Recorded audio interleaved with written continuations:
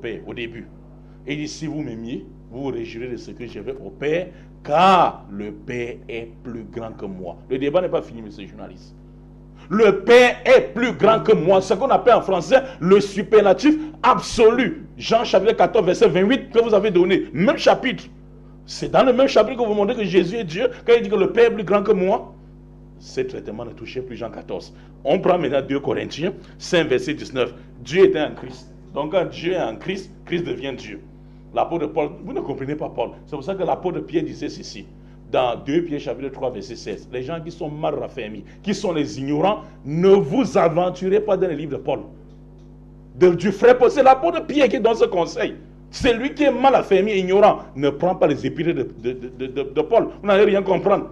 Il dit dans Éphésiens chapitre 3 verset 19. Il dit l'amour du Christ surpasse toutes sortes d'amour. Et quand vous aurez l'amour du Christ, vous aurez en vous la plénitude de Dieu. Donc les gens deviennent des dieux parce qu'ils ont la plénitude de Dieu. Parce que Dieu habite le Christ. Ça c'est quelle compréhension ça? La Bible n'a pas de manifestation, vous ne comprenez pas incarnation. Qui vous a dit que ces deux thèmes sont les mêmes? Ça c'est le deuxième traitement, changer sa vie. Troisième maintenant, Colossiens 1 verset 15. Et les deux ont pris ce verset là, monsieur le journaliste. Que Dieu est l'image, Jésus est l'image du Dieu invisible. Le premier-né de toute la création. Il dit le premier-né de toute la création. Est-ce que le premier-né de toute la création n'est pas une créature? Le premier-né de toute quoi? La création. Est-ce qu'il ne reste pas une créature? Il ici même ne comprend même pas. Et l'apôtre Paul ne voulait même pas montrer dans Colossiens 1 verset 15 que Jésus-Christ est Dieu. L'image c'est quoi? Lui il est allé prendre dans Genèse 2 verset 26, on dit Dieu, l'homme est l'image de Dieu. Ce n'est pas l'image physique. Ce que tu vas contredire Isaïe directement, Isaïe 40 verset 18. Il dit, à qui voulez-vous comparer Dieu? Quelle image ferez-vous de lui? Donc, Isaïe parle de l'image physique. Si toi tu comprends dans l'image physique, Isaïe 40 verset 18 dit non. Dieu n'a pas d'image avec quelqu'un. Comment on peut comparer, n'est-ce pas, le physique et le métaphysique? Ça ne peut pas marcher. Ça ne peut pas marcher. L'image, ça veut dire quoi? Ça veut dire Dieu étant doté de tous les attributs, a donné à Jésus certains attributs. Et l'apôtre Paul l'a reconnu dans 1 Corinthiens 15, verset 23 à 38. Il va remettre le royaume à celui qui avait soumis toutes choses et lui-même le Fils sera qui? Soumis à celui qui les soumis toutes choses pour que Dieu soit un en tout et en tous. Je vous donne maintenant un cadeau. Et je m'arrête. 30 secondes. Non, le cadeau. Pour que le débat se soit clos dans le cadeau. Un jour, dans Matthieu chapitre 16, verset 14 à 16, Jésus-Christ était assis avec les disciples. Il dit à monsieur le journaliste, il pose le problème de Aoussa 7. Que disent les gens que moi je suis? C'est le thème, non? Qui est Jésus? Les gens ont commencé à dire, d'autres disent que tu es un ancien prophète ressuscité, d'autres tu es Élie. Et vous maintenant qui me connaissez, les 12. Vous ne connaissez pas Jésus plus que les 12. Laissons nos paroles maintenant, prions pour les 12. Le chef des disciples, Pétros, il prend la parole. Pierre, il dit tu es le Christ et le Fils de Dieu. Le Fils de Dieu était ajouté par Matthieu. Quand tu prends la version de Marc, chapitre 8, verset 25 à 27, tu es le Christ de Dieu. Quand tu prends la version de Luc, chapitre également 9, à partir du verset 18 à 19, tu es le Christ de Dieu. La version, n'est-ce pas, de Jean, chapitre 6, verset 65 à 68, tu es le Christ de Dieu. Quand il a dit tu es le Christ, c'est-à-dire le Saint sorti de Dieu. Jésus, est-ce que Jésus a dit quoi? Est-ce que Jésus a dit non, tu as mal compris Pierre, je suis plutôt que Dieu, comme le pasteur égaré? Non, il a dit Pierre, ce n'est ni la chair, ni l'os. C'est une révélation. Vous n'avez pas le Saint-Esprit. Il dit ce n'est ni la chair, ni l'os qui t'ont révélé cela. Mais c'est mon Père qui est dans les cieux. C'est pourquoi j'ai dit tu t'appelles Pierre. Et sur cette pierre, je bâtirai quoi? Mon église. Ça veut dire la compréhension de tout le monde. Les portes de l'enfer ne prévendront jamais contre elle. Ça veut dire c'est lui qui dira le contraire de Pierre. Que Jésus œuvre des choses que quoi? Que le Christ prépare tes bagages pour l'enfer sans embouteillage. Merci, Imam Mokhtar. Celui qui dit autre chose que Pierre, c'est fini, devrait, selon l'imam Mokhtar, préparer ses bagages directs pour l'enfer. Et selon lui, ça doit certainement être sans embouteillage. Ce que nous aimerions savoir là maintenant, c'est est-ce que les apôtres n'avaient-ils pas compris réellement, ne connaissaient-ils réellement pas Jésus? C'est ça qu'on veut savoir, parce que eux, les apôtres, l'ont considéré comme le Christ. Et aujourd'hui, il y a un débat sur la question de sa divinité, celle de savoir s'il est Dieu ou pas. Maintenant, j'aimerais me retourner vers le prophète Moïse qui certainement peut avoir un plus à dire là-dessus. Peut-être il y a des détails qui doivent certainement échapper aux téléspectateurs qui nous écoutent. Ok, merci beaucoup, monsieur le journaliste. Vous savez que beaucoup parler à un moment, ça va seulement embrouiller la danse. J'ai été très précis. J'ai dit il faut qu'on élève le niveau. Et élever le niveau, là, c'est aller au ciel directement. C'est ça, élever le niveau. Hein. J'attendais que les frères me sortent le verset qui démontre en fait que Jésus n'est pas assis sur le trône. Mon frère a pris un verset où il a bien lu, mais il n'a pas compris ce qu'il lisait. Donc je vais prendre Apocalypse 3, le verset 21, là, que le frère lit tout à l'heure, qui n'a rien compris à ça lui-même. Pour qu'on comprenne ensemble. Juste Apocalypse 3, le verset 21. C'est Jésus qui parle. Il dit, celui qui vaincra, je le ferai asseoir avec moi sur mon trône. Donc, c'est que présentement au ciel, là, Jésus a déjà un trône, déjà. Vous comprenez? On va chercher à localiser où est placé son trône, là, dans Apocalypse 4. Ils vont répondre dessus tout à l'heure. Et il dit par la suite, je ferai asseoir avec moi sur mon trône, comme moi j'ai vaincu et me suis assis avec mon Père sur son trône. Et me suis assis avec mon Père sur son trône. Ça veut dire quoi? Donc Jésus-Christ est assis actuellement avec Dieu sur le trône de Dieu. Quel Dieu? C'est ce que ça veut dire, n'est-ce pas? Il dit, comme moi j'ai vaincu et me suis assis avec mon Père sur son trône. C'est quel Dieu? Nous sommes tous d'accord que son Père c'est Dieu, non? Très bien. Son Père c'est Dieu. Mais il dit, il s'est assis avec son Père sur son trône. Est-ce que c'est possible, monsieur le journaliste, que Jésus-Christ peut avoir de tels propos? C'est pas possible. Pourquoi c'est pas possible? Parce que même quand un roi, dans le monde des vivants que nous sommes, même quand un roi veut honorer quelqu'un, vous comprenez un peu, il peut lui donner tous les honneurs possibles pour l'élever devant la nation. Mais le faire asseoir pour un temps son trône, ne le fait pas. Même s'il est malade, son trône va rester vide. Non, mais il y a aussi une question que j'aimerais vous poser Allez-y. au prophète Moïse. Allez-y. Le fait de s'asseoir, un trône, ça ne peut pas être pour deux personnes. J'aimerais juste savoir, Voilà. quand il dit s'asseoir sur son trône avec son Père, ça veut dire que les deux sont assis au même moment sur le trône, ou bien c'est juste c'est de manière métaphorique qu'il faudrait comprendre cela. C'est de manière métaphorique qu'il fallait comprendre cela. Et c'est à ce niveau que moi j'avais des frères. Je ne suis plus si j'ai été envoyé. Là-bas, c'est le niveau des bébés musulmans, bébés chrétiens même. On est au niveau de celui qui est assis sur le trône de Dieu. Parce que si celui qui est assis sur le trône de Dieu, c'est le roi. Mais le roi, c'est le Dieu Tout-Puissant. Parce que là, on parle du trône de Dieu. Vous comprenez un peu? Qui est la position la plus élevée dans le monde, invisible comme visible. Donc il n'y a que Dieu. Celui qui est assis sur ce trône-là, c'est évidemment, ce n'est que Dieu lui-même. Vous comprenez un peu? Mais si Jésus-Christ est assis sur le trône de son Père, il est assis en tant que qui? Voilà là, il faut que les frères arrivent. On descend le niveau, envoyer, rejeter, tout là. Vous comprenez un peu? Donc il est assis présentement en tant que qui sur le trône de Dieu? Parce qu'un ange ne peut pas s'asseoir sur le trône de Dieu au ciel. Vous me suivez? Même pas un chérubin. Parce que sur le trône de Dieu, là, il y a d'autres trônes. Il y a 24 trônes. Des 24 vieillards. Autour du trône, il y a aussi il y a les chérubins autour. Il y a les 7 esprits de Dieu qui sont représentés comme des lampes sur le trône. Vous comprenez un peu? Mais celui qui est assis sur le trône là, c'est qui? Parce que Jésus-Christ dit clairement dans ce verset-là, il s'est assis sur le trône de son Père. Mais ce qu'il est assis sur le trône de Dieu, il faut d'abord qu'eux reconnaissent d'abord ça. Là maintenant, on peut maintenant parler d'autre chose. Donc laissons un peu de perdre le temps, c'était les versets courir. Là, ça ne nous aide pas. Prenons un peu Luc 23. La raison pour laquelle Jésus a été lynché par les Juifs qui n'ont pas cru en lui. Luc 23, le verset 1 à 2. Comprenez bien. Vous citez les versets beaucoup. C'est parfait. Luc 23, verset 1 à 2, il est écrit. Ils se levaient tous et il conduisit Jésus devant Pilate. Verset 2, comprenez bien. Il s'est mis à l'accuser, disant, nous avons trouvé cet homme, excitant notre nation à la révolte, empêchant de payer le tribut à César, et se disant lui-même Christ roi. Donc lui-même s'est dit qu'il est Christ roi.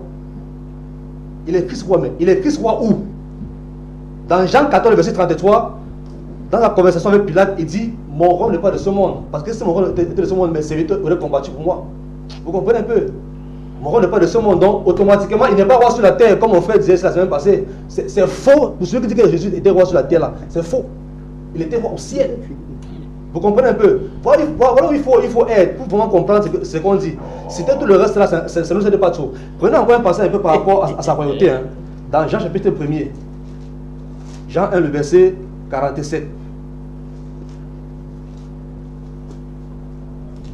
Jean 1, verset 47 à 49. Il est écrit, Jésus voyant venir à lui Nathanaël, dit de lui, voici vraiment un Israélite dans lequel il n'y a point de faute. Verset 48, d'où me connais-tu? Lui dit Nathanaël. Jésus lui répondit, avant que Philippe t'appelât, quand tu étais sous le figuier, je t'ai vu. Verset 49, Nathanaël répondit et dit à Jésus, Rabbi, tu es le Fils de Dieu, tu es le roi d'Israël. Jésus répondit, parce que je t'ai dit que je t'ai vu sur le figuier, tu as cru, tu verras de plus grandes choses que celles-ci. Ici, Nathanaël affirme qu'il est roi d'Israël. Je ne sais pas si Jésus n'est pas Nathanaël qu'il est roi d'Israël. Alors qu'à l'époque, ceux qui gouvernaient sur Israël étaient Hérode. Il ne pouvait pas avoir de roi parmi les Juifs, c'est que Hérode devait le tuer. Il y avait les principaux sacrificateurs, les pharisiens, ceux qui étaient comme les autorités sur le peuple d'Israël. Mais il n'y avait pas de roi. Vous comprenez un peu? Ok. Donc déjà à ce niveau, il faut que les frères prennent bien ces versets d'Apocalypse 3, le verset 21, et ils comprennent bien ce que ça dit. J'ai dit que c'est la tête là qui assise au trône de Dieu. Ça c'est un point. Maintenant, le frère a pris tout à l'heure le passage de Matthieu 11, le verset 27 que j'ai dit. Il a lu une partie, il a coupé. Il ne fallait pas qu'il coupe la partie. Et la partie qu'il a coupée, c'est la partie où Jésus dit, c'est lui qui révèle à qui veut le Père. Si c'est Jésus qui répond à qui veut le Père, tu veux connaître le Père passant par qui? Il faut demander à Jésus, non? Ça veut dire que mon frère, le journaliste, moi je veux connaître qui est ton père. Tu vas donner par cas pour montrer ton père. Tu me diras, oh, il est à la maison, allons le retrouver. Comme pour dire que lui et moi, nous ne sommes pas un.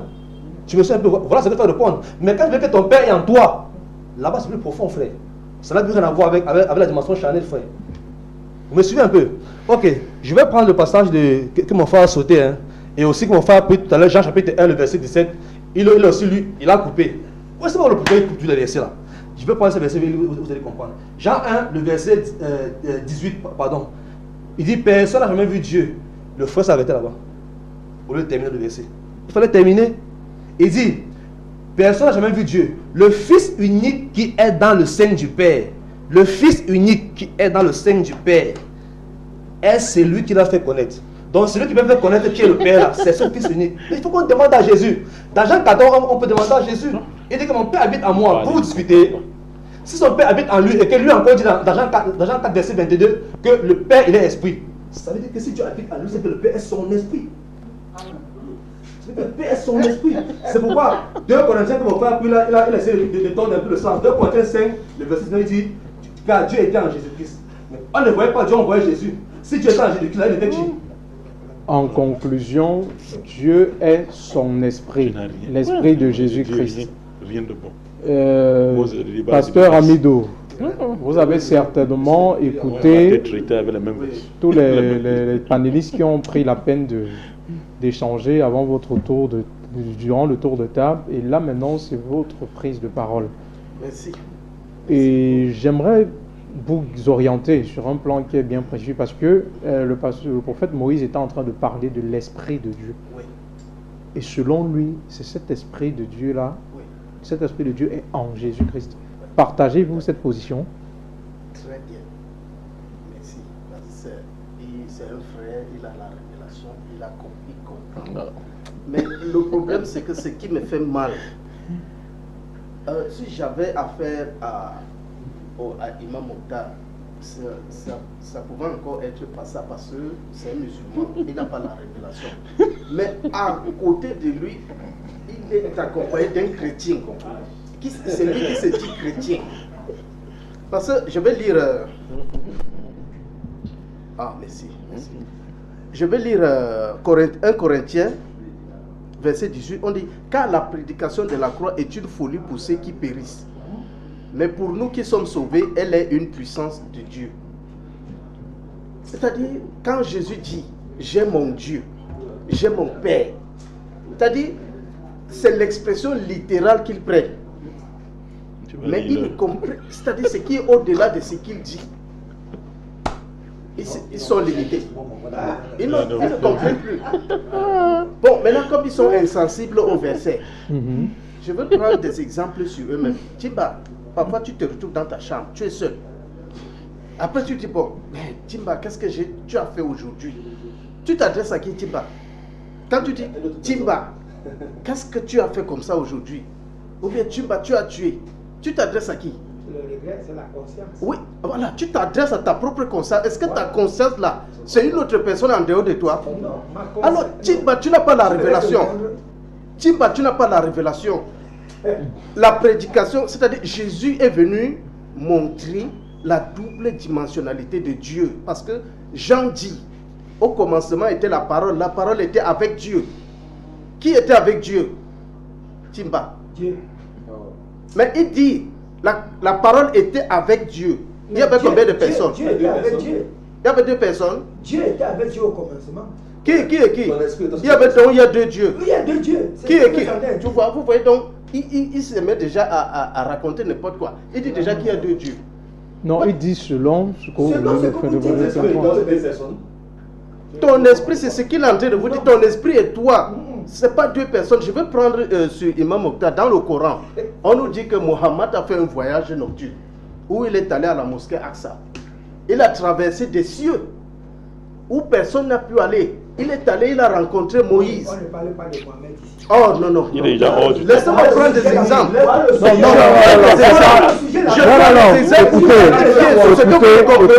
Regardez, monsieur. Je peux comprendre. Les exemples, Je peux je vais comprendre, vous étudier. pasteur Eric Timba. Mais, vous savez, pour donner une réponse, on n'est pas forcément obligé d'aller sur un terrain qui est bien. Il peut partir d'un endroit pour arriver à l'autre. Non, il faut dire ça sur le thème. Il faut qu'on regarde. Si forcément il sort du thème, on saura. On connaît ça. Il a sorti du thème. Si forcément il sort du thème, on saura. Non, restez tranquille. Parce qu'à un moment donné, on sera orienté. Vous avez, c'est votre temps de parole. Oui, j'ai dit ceci. On dit le prophète Mohammed a fait un voyage. Il est allé au ciel, il a rencontré des Moïse, il a rencontré des prophètes. Il a rencontré, il a même mangé là-bas, il a reçu des révélations. Mais pourtant, il était couché dans sa chambre. Vous voyez un peu, il était sur son lit. Mais il a fait un voyage. Mais qui était au ciel et qui était dans sa chambre? C'était 2 personnes. Hein? Il y avait 2 personnes. Celui qui était dans la chambre, celui qui était au ciel, c'est qui? Qui a reçu les révélations avec Moïse, ils ont même mangé. Il y avait 2 personnes, répondez. Donc quand quelqu'un fait parler sa propre conscience avec son état physique, quand il dit mon père, c'est ce qu'il est en train de vous dire, c'est-à-dire son père est en état d'esprit. Son père peut parler. Maintenant, son identité, c'est-à-dire l'identité physique de ce père-là, c'est Jésus et il parle à son père. Donc c'est la même personne. Mais dans l'expression littérale, quand tu comprends ça de manière littérale, tu as l'impression qu'il s'agit de 2 personnes. Oh, c'est la même personne. Jésus dit, le Père qui demeure en moi, c'est lui qui fait toutes ces choses. Je ne peux rien faire de moi-même. Il n'est pas Dieu. Alors, il n'est pas Dieu. Mais le Dieu là, c'est qui? Le Dieu là, c'est qui? Hein? Ta conscience là, c'est que tu disais tout à l'heure que tu parles à ta propre conscience. Ta conscience, c'est qui? C'est pas toi-même. Ta conscience, c'est qui? Pasteur Eric Timba. Selon Selon le pasteur Amidou, tu n'arrives pas à comprendre certaines choses parce que tu lis les Écritures et tu t'arrêtes juste au sens littéral de ce qui est écrit. Lui t'interpelle à aller bien au-delà de ce qui est écrit pour pouvoir comprendre la révélation, ce qui se cache, le mystère dans la divinité du Christ. Pasteur Eric Timba. Monsieur le journaliste et tous ceux qui nous regardent, Oui. les frères sont dans la confusion totale. Il ne comprend pas ce qu'il Il dit. dit confusion totale. Il dit, il va là-bas, il rentre ici. Mon frère, nous vous ramenons sur les écritures. Oui, ramène. Voilà. Voilà le thème. Jésus est-il Dieu? Nous, on a pris le temps, on est venu s'asseoir ici pour prendre au moins 1 heure de temps pour que vous nous confirmiez dans les Écritures que Jésus est Dieu. Mais si Jésus dit dans ce que vous avez tous dit ici, qu'il est le Fils, il est le Roi, où est Dieu dedans? Moi, j'ai dit ceci, hein, monsieur le journaliste. Il m'interpelle sur la conscience. La conscience, c'est quoi? C'est la connaissance de soi-même. Ça veut dire que si tu fais quelque chose, hein, cette conscience-là va te parler en te disant que tu as mal fait. C'est qui? C'est pas toi. une reconnaissance. C'est une autre personne. C'est une reconnaissance de toi-même que tu reconnais ici que j'ai mal fait. Hein? Moi, je veux ceci. Non, vous ne levez pas le niveau parce que vous ne tenez aucun verset ici pour dire que Jésus est Dieu. Il est dit dans la Bible que le témoignage de 1, 2, 3 personnes est vrai. Ce n'est pas vrai. Jésus dit que le témoignage que lui a, ce n'est pas le témoignage des hommes, c'est le témoignage de Dieu. Si Dieu témoigne, est-ce que Jésus est Dieu? Restons focalisés sur le thème. Le thème, c'est est-ce que Jésus est-il Dieu? Si Jésus est Dieu, interrogeons les Écritures. Nous sommes à la table de savoir. Très bien. Tu vas te calmer. On va interpeller l'apôtre Paul. Est-ce que vous êtes mieux connaisseur que l'apôtre Paul qui connaît Jésus, qui a vu Jésus? Non. Tu as donné Matthieu chapitre 11. Je vous ai posé la question. Qui connaît pleinement le Père si ce n'est le Fils? Et qui connaît le Fils pleinement si ce n'est le Père? On va lire. Je vais lire 2 versets. Un verset de 1 Corinthiens. Écoutez ce qu'il est dit, mon gars. Chers téléspectateurs. 1 Corinthiens chapitre 8. Le verset 5 à 8 à 6. Si le journaliste permet que je lise. Naturellement, Merci. c'est votre temps de parole. Car, bien qu'il y ait ceux qu'on appelle Dieu, soit au ciel, soit sur la terre, tout comme il y a beaucoup de dieux et beaucoup de seigneurs, mais pour nous, il y a réellement un seul Dieu, le Père, de qui toutes choses sont, et nous pour lui. Et il y a un seul Seigneur. L'article, on dit, l'apôtre Paul dit, un seul Seigneur, un seul, ça veut dire qu'il n'y a pas deux seigneurs, comme Jésus. Écoutez ce qu'il dit. Un seul Seigneur, Jésus-Christ. C'est l'apôtre Paul qui dit qu'il y a beaucoup de dieux au ciel et sur la terre. Mais pour nous là, nous les Juifs là, ouais, nous les Juifs là, nous savons qu'il n'y a qu'un seul Dieu et Père et un seul Seigneur. Très bien, maintenant je vais vous corriger, je vais vous poser une question. On va lire. Jean 17, verset 5. Et maintenant toi, Père, glorifie-moi auprès de toi-même, de la gloire que j'avais auprès de toi avant que le monde soit. Très bien. Tu as dit finon. Calme-toi, tu vas répondre à la question. Je cherche l'autre. Il était auprès de son père étant qui? En tant que qui? Calmez-vous. Donc, Jésus dit ici que quoi? Jean 17, verset 5, il dit que quoi? Que Dieu lui redonne sa gloire qu'il avait avant la fondation du monde. Non? Oui. Avant la fondation, il était qui? Calme-toi. C'est pas vous qui posez les questions jusqu'à preuve de contraire. D'accord, merci. Écoutez encore, Jean chapitre 17, le verset 24. Écoutez ce qu'il dit. Je vais lire jusqu'au verset. Écoutez ce qu'il dit. Père, juste le monde en effet n'a pas appris à te connaître. Mais moi j'ai appris à te connaître. Et ceux-ci ont su que c'est toi qui m'as envoyé. Et je leur ai fait connaître ton nom. Et je le ferai connaître afin que l'amour dont tu m'as aimé soit en eux et moi en union avec eux. Ouais. Oui. Jésus dit que quoi? Que Dieu l'a aimé avant la fondation du monde. Si Dieu l'a aimé avant la fondation du monde, ça veut dire que quoi? Tu te répètes. Répondez à ma question. C'est une seconde. Répondez à ma question. C'est ça. Monsieur le journaliste, il répondait à ma question, je passe le c'est la parole qui parle à celui qui... Jésus dit, redonne-moi de ma gloire que j'avais quand j'étais auprès de toi. C'est la parole.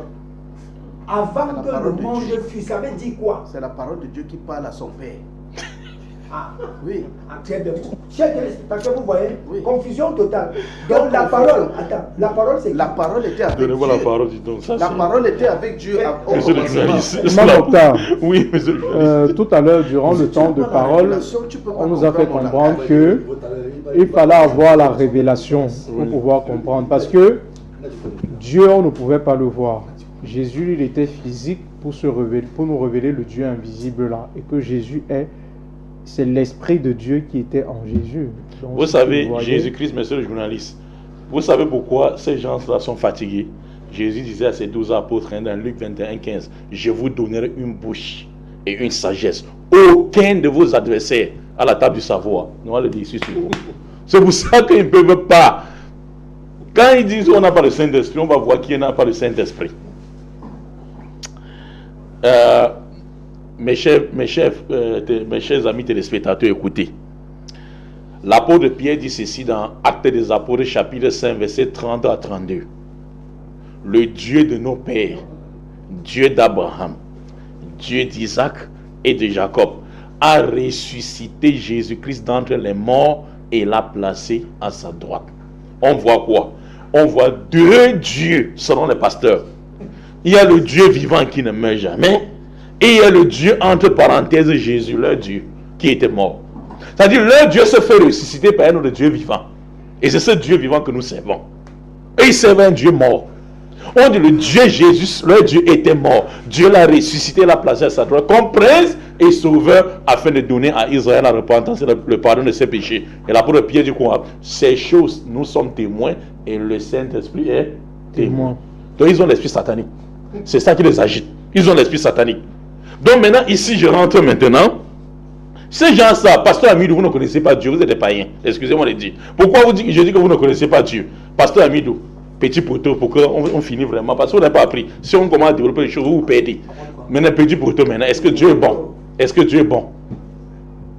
Est-ce que Dieu est bon? Oui, Dieu est bon. Maintenant, passons dans les attributs de Dieu maintenant pour Merci. vérifier quelque chose. Oui. Maintenant, allons dans les attributs de Dieu pour vérifier quelque chose. Est-ce que Dieu est bon? Oui. Même si vous ne le dites pas, Somme 100, verset 5. Dieu est bon. Dieu est bon et toute la bonté est en Dieu. Oui. Jésus-Christ dans Matthieu chapitre 19 avec le riche. Matthieu chapitre 19 verset 16 à 17. Bon maître, que dois-je faire pour avoir la vie éternelle? Jésus dit, pourquoi m'appelles-tu bon? Un seul est bon, celui qui est où? Dans les cieux. Dans Somme 100 verset 5. Vous vous repentez ou pas? Ou bien je donne l'autre. Est-ce qu'il a dit bon Dieu? Est-ce qu'il a dit Regarde. bon Donc ils ont, Donc, il y a pas- donc maintenant si vous ne comprenez pas, en tout cas les téléspectateurs, il faut que, oui, Est-ce qu'il a Matthieu dit chapitre bon 19. Dieu? Il a dit bon Bon, maître. oui, Oui. on parle de la Non, c'est bonté. normal, il y a On pas de parle de la maître. bonté, mais on va voir la réponse. Matthieu chapitre 19, verset 16 à 17. Parce qu'il faut que maintenant, il faut que cela maintenant, on les donne les Écritures comme 16 à les 19. petits bonbons qu'on donne aux enfants. Oui, 16 à 19, oui. Oh, vous voyez, un certain homme s'avança vers lui et dit, enseignant, que dois-je faire?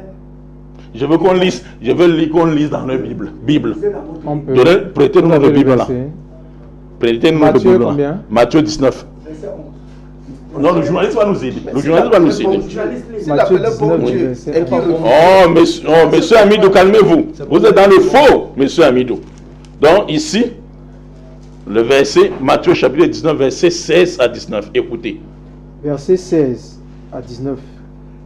Non, pas. C'est à quel niveau exactement? Matthieu 19, verset 16.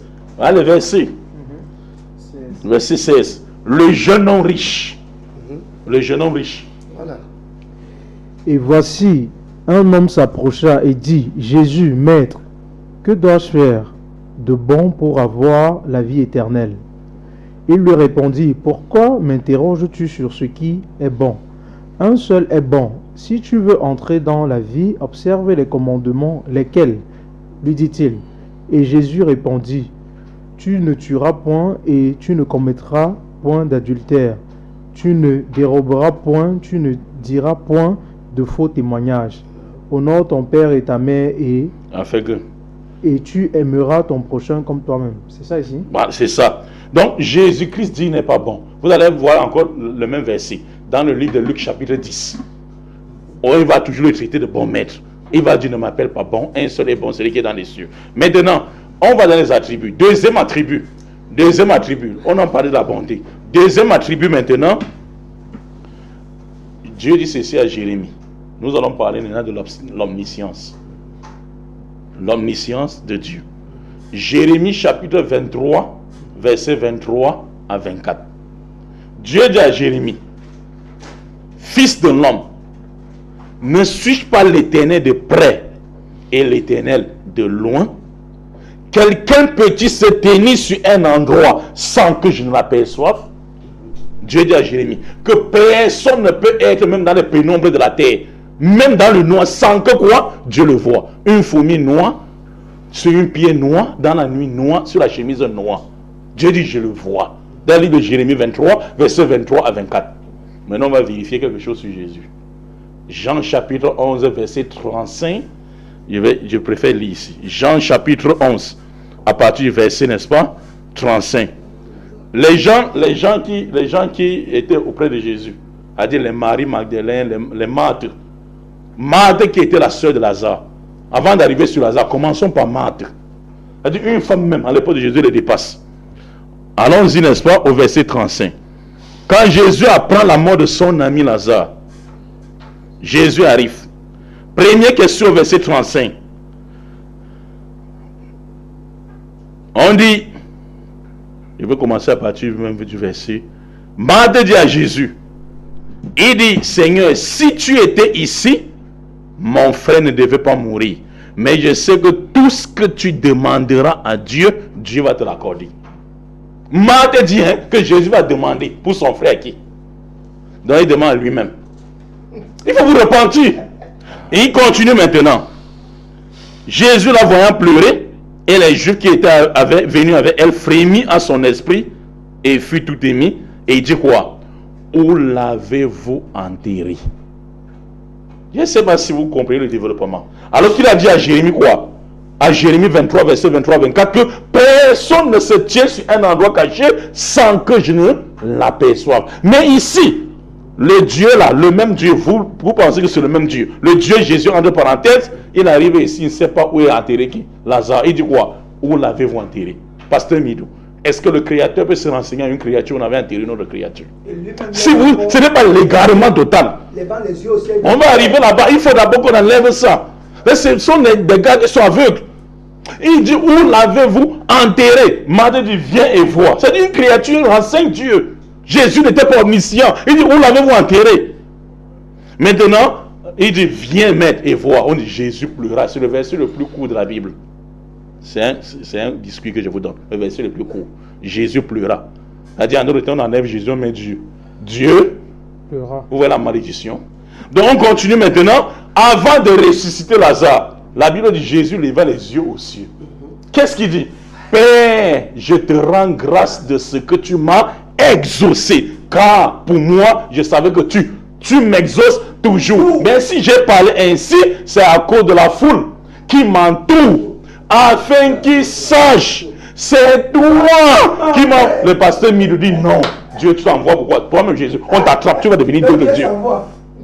Donc regarde, si ce n'est pas l'enfer gratuit, maintenant Jésus, on lui pose encore la question. En une minute, il m'a montré. Non, je vais revenir sur la royauté passée. La semaine passée, royauté, aujourd'hui, royauté. Il faut qu'on enlève ça d'office maintenant là. Donc ici, mais avant ça, je donne d'abord un biscuit. Je partage les biscuits. Ici, dans Marc chapitre 13, verset 32, Jésus dit, pour ce qui concerne le jour et l'heure de la fin du monde, personne ne connaît ni le Fils, ni les anges, mais le Père seul. Pour montrer la différence de quoi entre lui et le Père. Maintenant ici, là, depuis la semaine passée, monsieur faux prophète Moses, il ne fait que dire la royauté de Jésus où? Pasteur Moses. Maintenant il faut qu'on achève ça, il faut qu'on... Vas-y. La royauté de Dieu c'est quoi pour vous? Attends, s'il vous plaît, 5 secondes. La royauté de Dieu c'est quoi? Le trône de Dieu c'est quoi? Le trône de Dieu c'est quoi? Le trône de Dieu... Selon la Bible. Le trône de Dieu, c'est sa position. C'est la position de Dieu. Il pense que c'est la chaise. Non, moi je ne parle pas de la chaise. Bon, tu vois, bon, maintenant, Jésus va te corriger maintenant. Parce que quand Jésus dit ceci, mon royaume n'est pas ici, il va m'asseoir sur le trône, il voit Jésus comme Dieu. Qui t'a dit qu'au trône s'assoit dans le trône, selon la compréhension biblique, veut dire c'est Dieu seul qui s'assoit sur le trône. Maintenant, je donne le verset. Je donne le verset maintenant. Matthieu chapitre, n'est-ce pas 5. Écoutez, Matthieu chapitre 5, verset 34 à 35. Ça, c'est un verset cadeau. Matthieu chapitre 5, verset 34 à 35. Écoutez. Mais moi, je vous dis de ne jurer aucunement, ni par le ciel, parce que c'est le trône de Dieu. Le trône de Dieu, c'est quoi? Le ciel. Le ciel, selon la compréhension biblique, c'est le ciel. Et pour montrer qu'au ciel, les gens peuvent s'asseoir beaucoup au ciel. Dans Matthieu chapitre 14 que tu as pris, Jean chapitre 14, il dit, je m'en vais vous préparer une seule place où? C'est dans les cieux. Et il reviendra des cieux où vous cherchez. Donc dans les cieux, il y a plusieurs trônes. Il y a plusieurs places en dehors de thème dans le ciel. Et pour prouver cela, Apocalypse, que tu as appris, tu n'as pas voulu lire ici aux gens. Apocalypse chapitre 3, verset 21. Ici. Apocalypse chapitre 3, verset 21. Écoutez maintenant. C'est un verset cadeau. Regardez. C'est lui qui vaincra parmi vous. C'est Jésus qui parle. C'est lui qui vaincra parmi vous. Qui sera croyant parmi vous. Qui se dit chrétien, je le ferai asseoir avec moi sur mon trône. Donc, comme un croyant qui croit à Jésus va s'asseoir sur le trône avec Jésus, le croyant là devient Dieu, selon Moïse. Tout comme j'ai vaincu et je me suis assis avec mon Père sur son trône. Donc, celui qui croit à Jésus, qui va s'asseoir sur le trône avec Jésus, il devient Dieu, et lui et Jésus, il s'assied sur le trône de Dieu, les trois deviennent les trois dieux. C'est ça. Retournez à l'école. Ou traversez. Il n'y a pas d'argument. Cherchez l'autre pasteur béquille. Donc on veut sortir ce qu'on a. Malheureusement, vous ne bougez pas. Okay. Ne jouez pas le rôle du boulot foiré. Ok. Merci, imam. Merci. Je vais me tourner vers le prophète Moïse. Après cette analyse synoptique, on peut dire, de l'imam Mokhtar qui a essayé de battre en brèche, de s'inscrire en faux, avec tout ce qui a été dit auparavant. Qu'avez-vous à nous dire à la suite de cela? Parce qu'il est en train de nous faire comprendre que la royauté de Jésus, le trône tel que vous l'avez mentionné, cela ne confère pas à Jésus le titre de créateur. Cela ne lui donne pas le droit à la divinité. Merci. Mais voici ce qu'il devait compléter dans ce dire. Parce qu'il a dit que le trône de Dieu, ça veut dire le ciel. C'est la Bible qui ne dit pas moi. Attends, j'arrive. J'arrive. Ok. Apocalypse 4, le verset 2. Moi, je vais lire directement. Il est écrit. Aussitôt, là c'est Jean qui parle. Aussitôt, je fus ravi en esprit. Et voici, il y avait un trône dans le ciel. Il y avait un trône dans le ciel. Et sur ce trône, quelqu'un était assis. Lorsqu'il parle de ce trône, évidemment, il s'agit bien évidemment de la position de Dieu dans le ciel. Je me souviens un peu. C'est là comment je suis. Il a pris dans un contexte, il a laissé le contexte dans lequel je suis présenté. Mais il fallait qu'il prenne ce côté-ci. Ça, c'est un premier point. Apocalypse 22, le verset 3. Il fallait prendre aussi ce côté, frère. Oh. Il est écrit, il n'y aura plus d'anathème, donc il n'y aura plus de maudit, de malédiction. Le trône de Dieu et de l'agneau sera dans la ville. Là, on parle au ciel, hein. Sera dans la ville. Et ses serviteurs le serviront et verront sa face. Ici, il a lu un verset où il est écrit, personne n'a vu sa face ni entendu sa voix. Il n'a pas lui cherché à comprendre. Dieu dit aux enfants d'Israël que si se manifeste là, réellement, là, il va les consumer. Parce que si Dieu se manifeste dans sa position lumière là, il va les consumer. Donc c'est pourquoi Dieu, pour venir parmi les hommes, il doit baisser le niveau. Philippiens chapitre 2, le verset 5 à 6, c'est clair dessus. On dit Jésus-Christ étant Dieu pour toujours, a pris une forme de serviteur. Mais pourquoi est-ce qu'il prend une forme de serviteur? Pour venir parmi les hommes. C'est pour éviter de l'être traumatisé par sa gloire. Dans Matthieu chapitre 17, le verset 1 au verset 5, il a fait voir cette gloire-là à Pierre et Jean, à la montagne où Moïse et Élie ont apparu. Sa gloire a resplendi. Mais ça, c'est la gloire que Jésus-Christ lui cache. En prenant la forme d'homme simple, d'un simple serviteur. Vous me suivez un peu? Mais c'est ça que les frères n'arrivent pas à comprendre, mais je l'ai compris. Ils n'ont pas le Saint-Esprit. Ils partent faire. L'homme me dit, je ne vais pas faire école de théologie. Mais Jésus a fait pas d'école de théologie par où? Parce que moi, je veux partir apprendre là où Jésus a appris. Les pharisiens qui étaient les maîtres dans la loi n'ont pas enseigné Jésus. Tout au contraire, ils posaient les questions pendant que les gars, c'est entre les deux qui merdent. Celui-là, il sort d'où avec ces questions. Moi, je veux, c'est l'école de Jésus là que moi je veux. Moi, je veux pas la théologie, frère. Et l'école de Jésus là, c'est l'école du Saint-Esprit. Selon le livre de Galates, le verset 11 à 10 à 12, avec l'apôtre Paul. L'apôtre Paul a fait toutes ces écoles que vous avez fait là, que tout ça, c'est la boue. C'est la boue.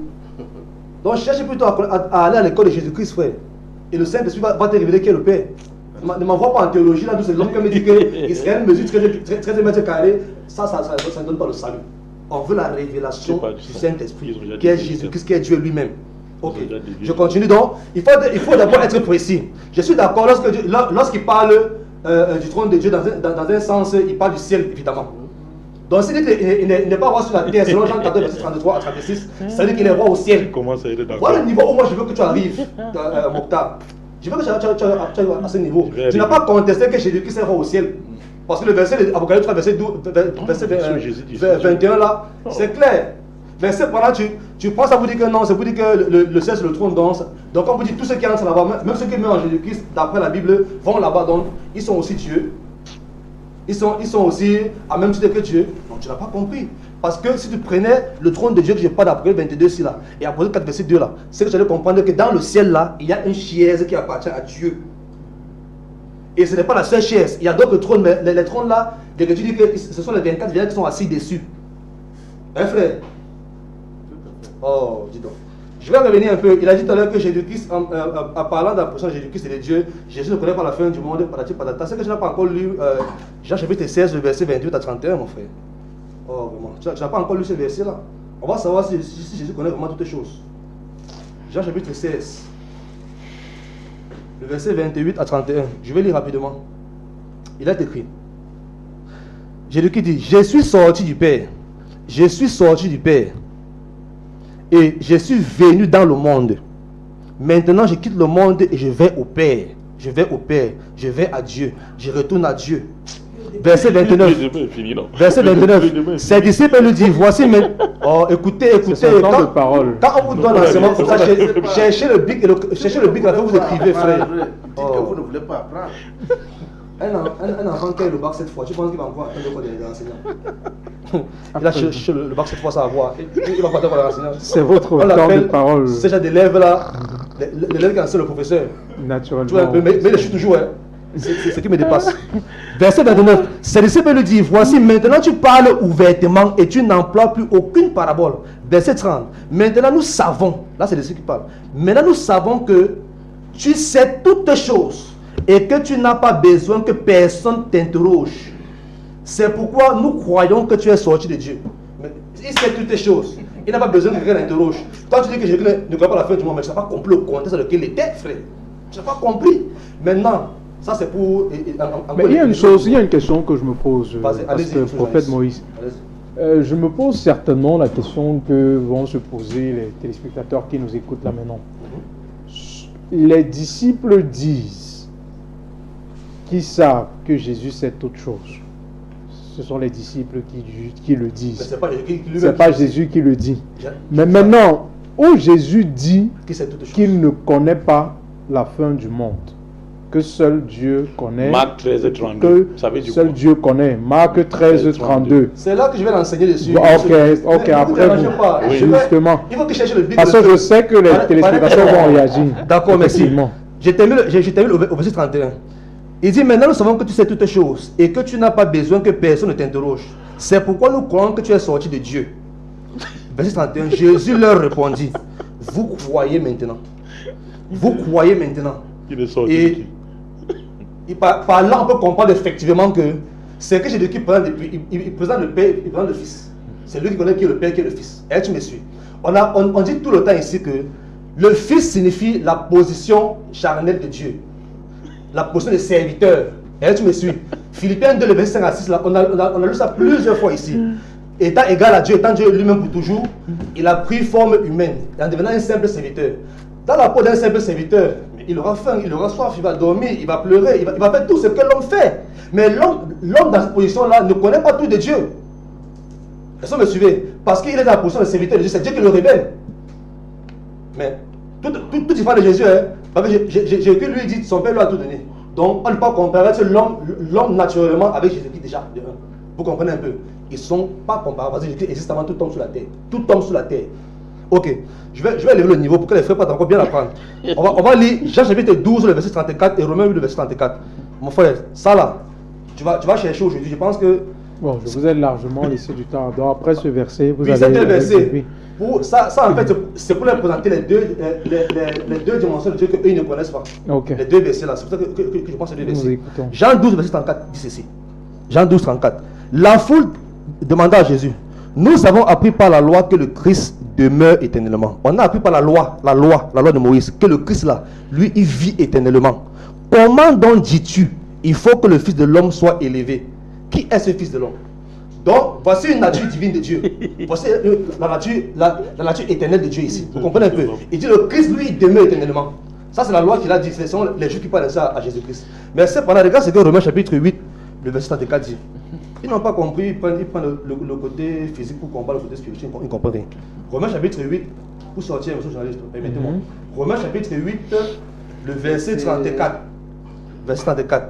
Il est écrit, qui les condamnera? Alors on parle de nous, hein. Qui les condamnera? Christ est mort, bien plus il est ressuscité. Et il est à la droite de Dieu et il intercède pour nous.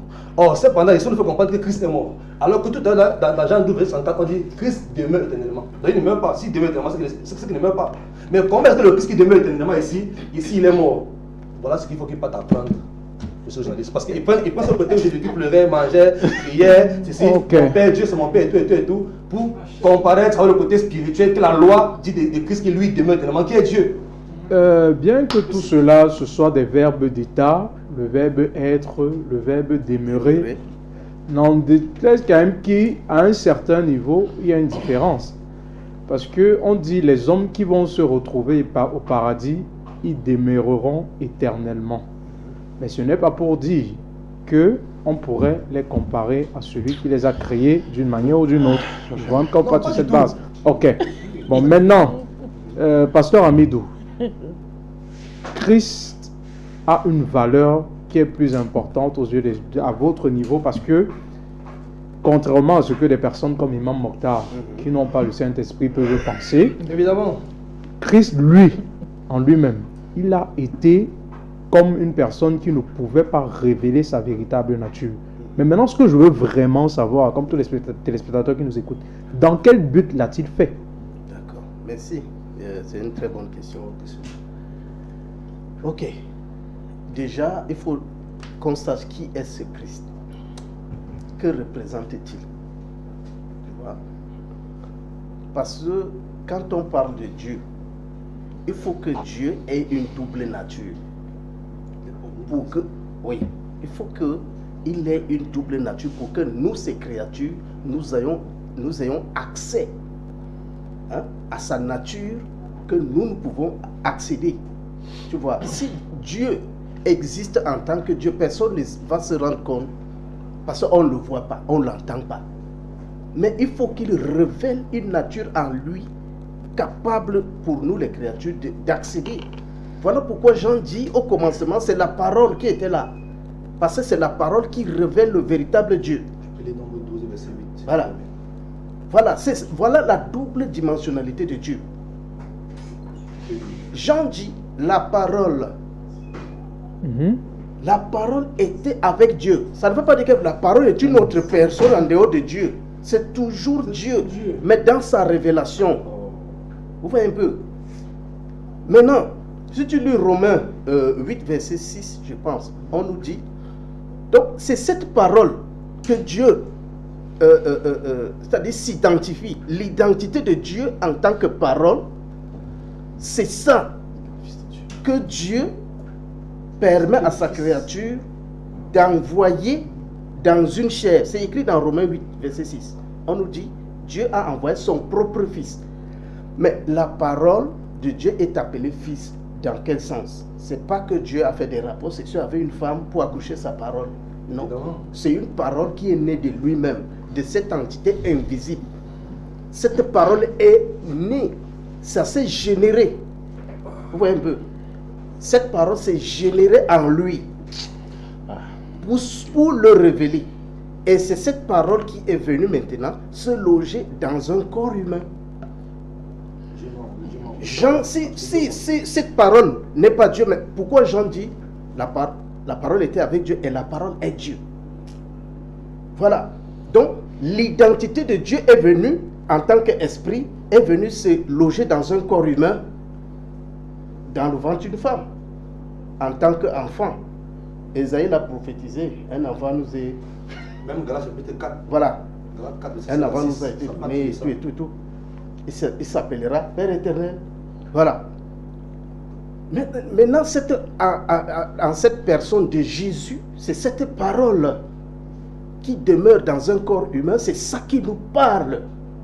La parole par laquelle Dieu a créé le monde. Et quand il appelle celui qui a fait en sorte qu'il soit là comme son Père, il parle de lui-même, c'est-à-dire sa dimension esprit. C'est-à-dire, je prends toujours un homme et son âme. Tu vois, quand un homme physique, parce que l'homme n'est pas Dieu, pour que son corps parle seul, il faut toujours que son âme demeure en lui pour qu'il parle. Mais sinon, si l'âme quitte, le corps reste comme ça, le corps ne peut pas, le corps reste inerte. Mais pourtant, les deux font la même personne. Mais si le corps est capable de parler de son propre âme, il va parler de son âme comme s'il s'agissait d'une autre personne, parce que le corps va dire que je ne peux rien faire de moi-même. Mais c'est l'âme qui est mon Père là, c'est lui qui fait toutes choses en moi. C'est dans cette position que les Écritures expliquent. Mais maintenant, nos frères prennent au sens littéral. Tu vois, au sens littéral, on a l'impression que c'est deux personnes différentes. Voilà. C'est pour ça, c'est dans ce sens qu'on dit qu'ils n'ont pas la révélation, ils ne comprennent pas. Je vais lire Hébreu. En 30 secondes. Oui, Allez-y. Hébreu, vous allez voir. Et qui est le Père et qui est le Christ? Ouais. Je lis Hébreu. Hébreu. On dit car. Vous lui avez préparé alors le Ok. verset. On dit le Christ, Dieu nous a parlé par le Christ qui étant le reflet de sa gloire et l'empreinte de sa personne. Voyez, le Christ là, c'est-à-dire la parole de Dieu, et l'empreinte de sa personne, devenu autant supérieur aux anges, qu'il a hérité d'un non plus excellent que le leur, car auquel des anges Dieu n'a dit, tu es mon fils, je t'ai engendré, et encore je serai pour lui un père. C'est là pour moi un fils. Oui, il s'agit ici de Christ. Et lorsqu'il introduit de nouveau dans le monde le premier-né, c'est-à-dire la parole, qui est le premier-né, que tous les anges de Dieu l'adorent. De plus, il dit des anges, c'est lui qui fait des anges des vents, et vous riez, vous vous moquez de vous-même. Hein. Non, allez-y. Cherchez le Mais- mot, commencez à écrire. Mais c'est Allez-y, pasteur là qu'il Amigo, c'est est pas important. Mais ils veulent donner l'impression que c'est Justement, ridicule, c'est alors que votre... c'est une Lisez le vérité. verset. Lisez-nous le verset. La pasteur prédication Amigo. de la croix est une folie pour ceux qui périssent. Moi, quelque part, je m'en fous. Bon, maintenant, de plus, il dit aux anges, mais il dit au Fils. Voilà ce qu'il dit c'est-à-dire à sa propre parole. C'est-à-dire, Dieu dit à sa propre parole, ton trône, ô Dieu, est éternel. Et le sceptre de ton règne est un sceptre d'équité. Tu as aimé la justice, tu as haï l'équité, c'est pourquoi, ô Dieu, comment Dieu dit à un autre, ô Dieu, est-ce qu'il y a deux dieux? Mais non, d'une huile de joie au-dessus de tes égaux. Et encore, toi, Seigneur, tu as au commencement fondé la terre et les cieux sont l'ouvrage de tes mains. Comment Dieu peut dire à un autre Dieu que c'est toi qui as fondé les cieux et la terre? Dieu parle à quel Dieu là-bas? Voilà. Est-ce qu'il y a deux dieux fondateurs des cieux et de la Ok, terre? vous lisez le voyez donc que verset. c'est la même personne qui parle à sa même personnalité. Merci. Ok. Mais c'est ce que le les verset que ceux-là je ne vais lire. veulent pas faire comprendre aux autres. Ok. Parce que dans leur, ils ont des religions qui ne le, Ok. qui ne Vous nous l'expliquent lisez pas. le verset Oui, rapidement. oui, oui. Voilà. Mhm. Voici le verset que je vais lire. C'est ça la différence entre le Dieu des musulmans et notre Dieu. Voilà. Oui. Au Nombre chapitre 12, le verset 8, pour aller rapidement. Mhm. L'Écriture dit, lorsque Dieu se manifeste à Marie, Aaron et Moïse, par rapport à une reproche que Marie et Aaron avaient contre Moïse, par rapport à la femme égyptienne que Moïse a pris comme femme, ça les a énervés, ils ont commencé à murmurer. Et Dieu est venu et a commencé à les reprocher. Ils vont Je pense seulement à la partie 8. finir le temps. Je pense seulement à la partie 8. Dieu dit à Marie et à Aaron, je parle avec Moïse bouche à bouche. Je me révèle à lui sans énigme. Je me révèle à lui sans énigme. Cherchez le mot là. Et il voit une représentation de l'Éternel. Voilà. Pourquoi donc n'avez-vous pas craint de parler contre mon serviteur Moïse? Pour l'interrogation. Ok. Pasteur, Voilà. là, c'est votre temps de parole. Monsieur le journaliste et tous ceux qui nous regardent, ils nous perdent le temps. Ah, rien. reste Nous, tranquille. les disait rien de Reste bon. tranquille. Nous, on a dit Dieu l'a ici- fait. C'est leur temps de nous, on parole. a dit ici que le débat est affini. Fini. Moi, je vais lire un verset de la Bible. Oui. Parce que Il y a toujours la double dimensionnalité de Dieu. Jésus est Il n'y a pas autre chose. Il ne ne change donne pas. pas le verset où il pouvait. Parce que Jésus à sa propre personne. Ouais, pasteur Mido, quelle personne calme-toi. est vraie. Très bien, écoutez ce qu'il dit. Et je vais leur poser la question. Écoute parce ce que j'ai qu'il posé va la dire, question. écoute ce Ils qu'il n'ont va pas dire. répondu. En Oui, tant que je- chrétien. J'écoute. Hébreux chapitre 1, Oui. le verset 1. Oui. Et je vais lire le verset 5 rapidement. Oui. Dieu qui autrefois a parlé à bien de reprises et à bien de manières à nos ancêtres par Les le prophètes. moyen des prophètes. Voilà ma première question. Oui. Est-ce que les prophètes étaient Dieu? Non. Très bien. Non. C'est bon. Oui. Nous a parlé à la fin de ces jours par le moyen d'un fils qu'il a établi héritier. Qui a établi ce fils? Non, attends, le fils est prophète ou quoi? Ouais. Le prophète, le Ouais. fils. Un là- instant. Répondez. Qui a établi? Il dit Oui. Dieu nous parle à la fin de ces jours par le moyen d'un fils qu'il a établi. Qui a établi ce fils? Dieu. Oui. Dieu non. Oui. Très bien. Si Dieu a établi un fils par On lequel- te dit que Quand c'est sa tu- double Non, dimensionnalité. Écoute, c'est bon. On a suivi. je termine. Vas-y. Il ne peut pas répondre. Vas-y, pasteur. Par exemple, auquel des anges a-t-il jamais dit Tu es mon fils? Oui. Moi aujourd'hui je suis devenu Ton ton père. père. Oui. Et encore moi je deviendrai son père et il deviendra mon père. Voilà. Mais quand il introduit de nouveau son premier-né, c'est qui a Sa introduit? parole. Non, attends. Sa parole. Vas-y, non, un instant. Ça Vas-y, répond. vas-y. Oui, Tu réponds, non? non, non. C'est- Oui, oui, j'ai fini. On a la parole qui est le Jimba, premier. Jimba, laisse-moi. C'est qui? Jimba. Vous vous fatiguez même pour rien avec Pasteur Mido. Regardez. La parole n'est pas Non, née de ces Dieu. gens, ça, il faut aller sur la base élémentaire. Au mieux, Sur j'aurais la- souri tout à l'heure. On Mais n'interrompt pas c'est un quelqu'un. chrétien. On Comment n'interrompt pas quelqu'un. Je suis quand sûr il est en train de parler. Écoutez, oh, Les gars chrétiens. messieurs les journalistes, La parole de Dieu. ces c'est le premier-né. gens-là ne connaissent pas Dieu. Mais il y a une, Ils chose, disent que- il y a une question, Imam Mokhtar. Moi, il y a un phénomène que je ne comprends pas. Tout à l'heure, pour soutenir leur débat, ils disaient que vous n'avez pas l'Esprit Saint. Et vous aussi, vous dites qu'ils n'ont pas l'Esprit Saint. Moi, je suis complètement perdu. Maintenant, pour savoir celui qui a l'Esprit Saint, c'est celui qui connaît la nature de Dieu. Ils ne connaissent pas la nature de Dieu. Vous voyez ici, ils pensent que Dieu, regarde, il dit Dieu a double nature. C'est écrit dans la Bible que Dieu a double nature. Vous avez pris ça où? Vous ramassez les choses partout à gauche à droite, vous venez sur le plateau. La parole était Pasteur avec Amidou, Attends, Pasteur Amidou, Pasteur Amidou, s'il vous ce plaît. n'est pas le marché. Je peux parler. Ce n'est pas le marché. Je veux parler. Je veux parler. Je rends votre temps de Je veux parole. parler. Je rends votre temps de parole. Vous savez, notre vision, c'est la vision des prophètes.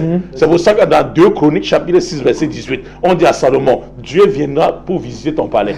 Dieu va venir physiquement vous visiter ton palais. S'il vous plaît, s'il vous plaît. C'est son temps de parole. Salomon dit ceci. Il dit, quoi? La première des choses, il a sauté de son trône. Il dit, quoi? La même chose qu'on a dit. Quoi? Que Jésus est venu sur la terre sous forme humaine. C'est lui qui, les cieux des cieux ne peut contenir.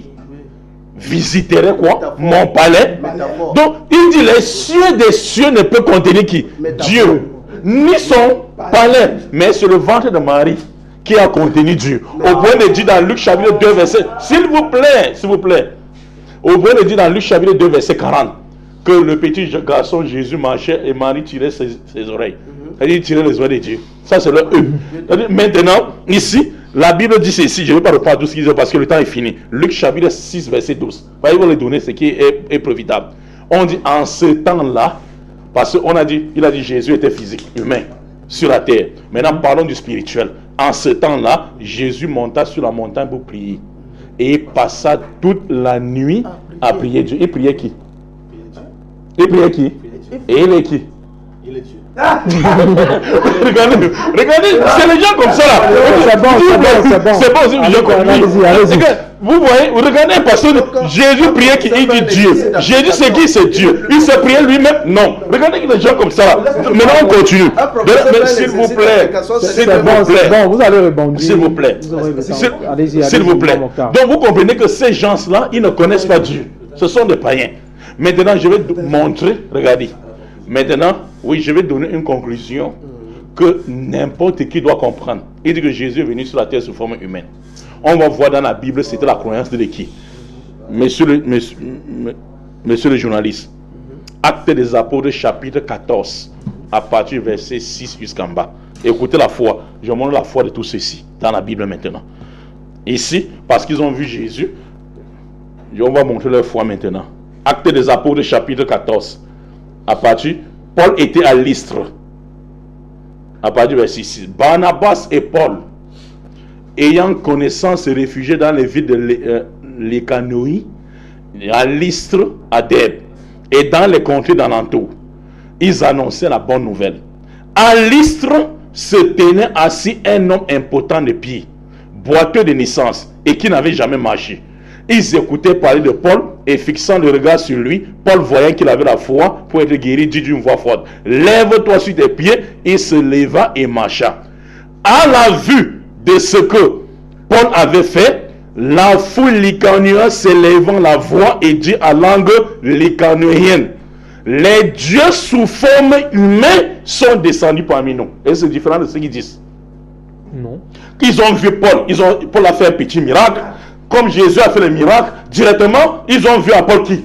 Dieu incarné. Dieu est venu sur la terre sous forme humaine. Écoutez maintenant la réaction de Paul. Ça c'est la réaction de Moïtimba. Écoutez. Ils appelaient Barnabas Jupiter, comme ils appelaient le fils de Dieu, et ils appelaient Paul Mercure, le Père. Comme ils font.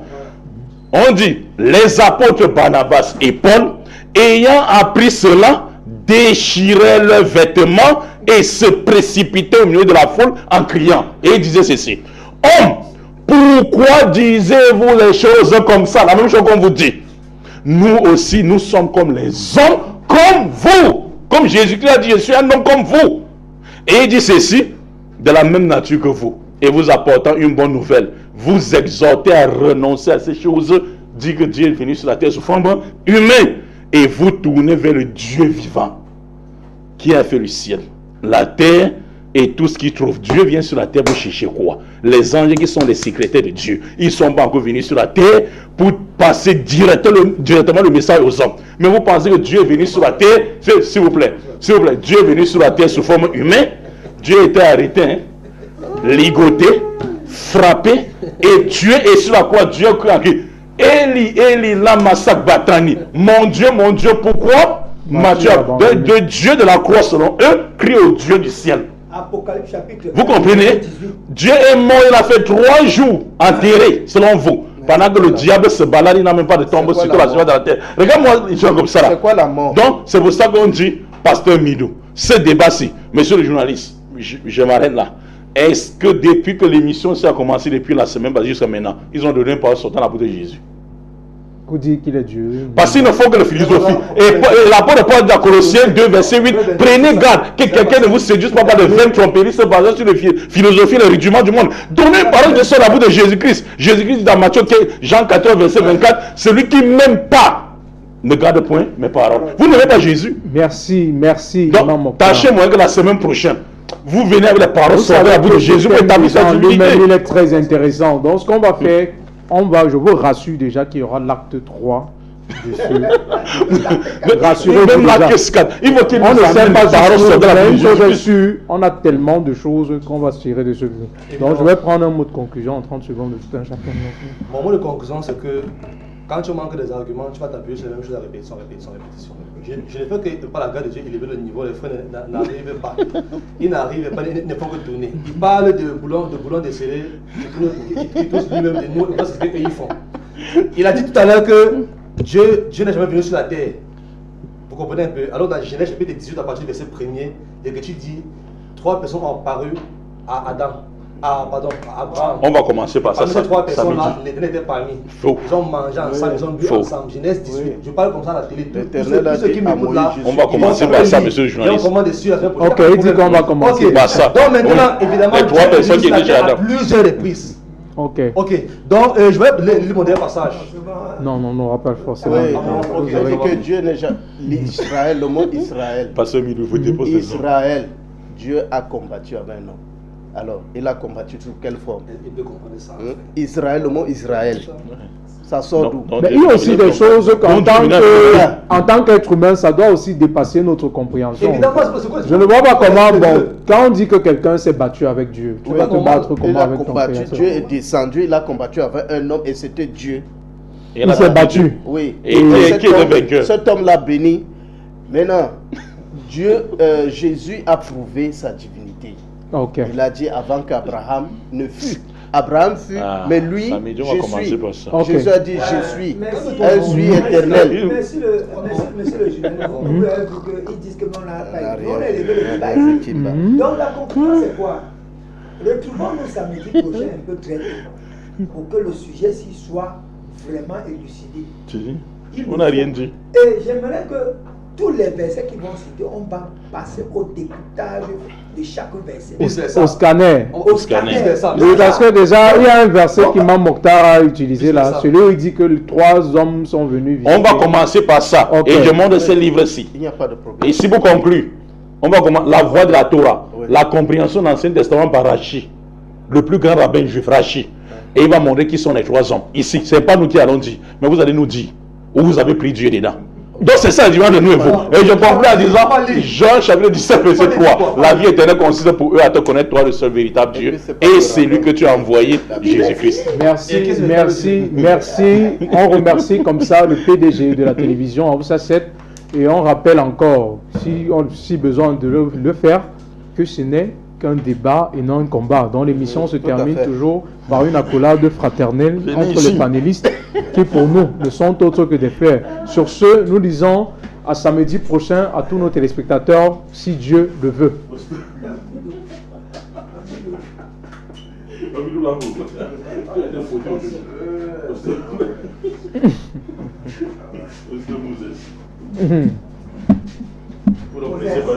Vous êtes des païens.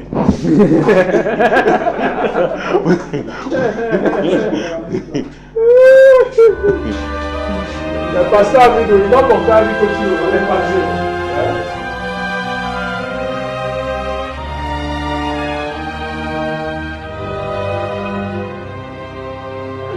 Bon, vous dites qu'il n'a pas le Saint-Esprit.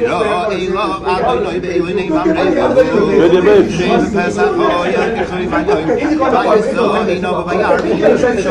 Il va avoir les 3 hommes là.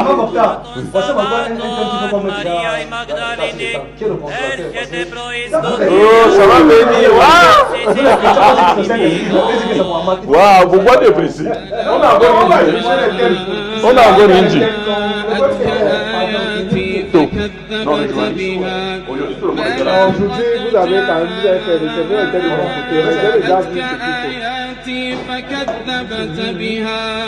فكذبت بها واستكبرت وكنت من الكافرين